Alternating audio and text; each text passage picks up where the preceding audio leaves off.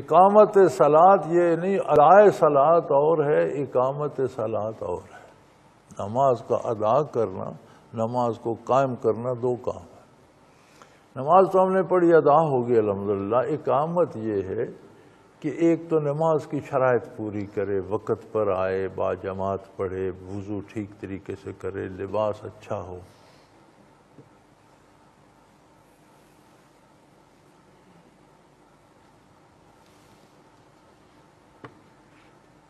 Timur لنگ اپنی سوانح حیات میں لکھتا ہے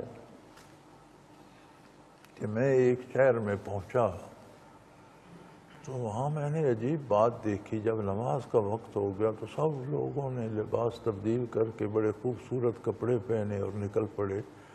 تو میں نے ان سے پوچھا کہ کیا عید کا موقع ہے، کیا بات؟ انہوں نے کہا سلطان معظم، ہم اللہ کی بارگاہ میں حاضری کے لیے جا رہے ہیں، مسجد میں جا کر نماز پڑھیں گے، باجماعت پڑھیں گے، اور ہر نماز عید ہوتی ہے، اللہ کی بارگاہ میں حاضر ہونا ہے، ہمارے گھر میں جو بہترین لباس ہے وہ پہن کر۔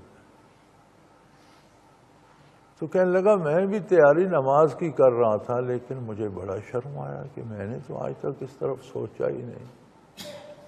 فرماتا ہے میں نے حکم دیا کہ میرے لیے ایک مسجد بناؤ جو جوڑی اور کھیڑی جا سکے، اور جو ہمیشہ میرے سفر کے ساتھ رہے، اور اس میں ہمیشہ باجماعت نماز ہو۔ اور میں نے اس کے بعد ہر نماز بہترین لباس پہن کر پڑھنی شروع کی کہ یہ ٹھیک کہتے۔ اللہ کے عجیب بندے ہیں۔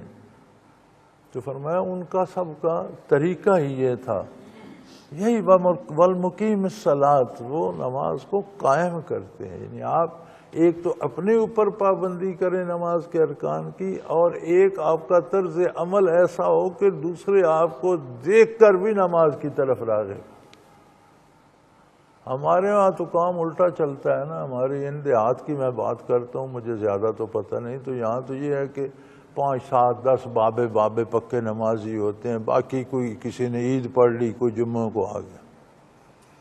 اب وہ مسجد پہ ان کا ایسا قبضہ ہوتا ہے کہ کوئی نیا نویلا، کوئی جدید فیشن زدہ لڑکا آ جائے تو پہلے تو اس کے فیشن پہ اس کی پتلون ناپیں گے، اس کی قمیض کی بات کریں گے، اس کی داڑھی منڈی ہوئی ہے، تمہاری مونچھ منڈی ہوئی ہے، اسے پہلے تو یہ ٹوکے ٹاکیں گے، پھر اسے نہیں پتا کہ تمہارا کوزہ کہاں ہے، وضو کہاں بیٹھ کے کرنے پانی، پھر اس پر ٹوکیں گے، پھر نماز پر، حتیٰ کہ اسے بھگا کر دم لیں گے۔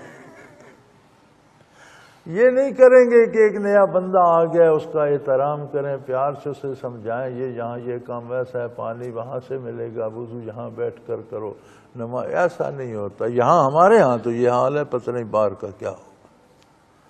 تو یہ اقامت صلاۃ نہیں ہے، یہ تو نمازیوں کو بھگانے والی بات ہے۔ اقامت صلاۃ یہ ہے کہ آپ کے طرز عمل سے دوسروں کو بھی تحریص ہو اور وہ بھی نماز میں شامل ہوں، یہ اقامت صلاۃ ہے۔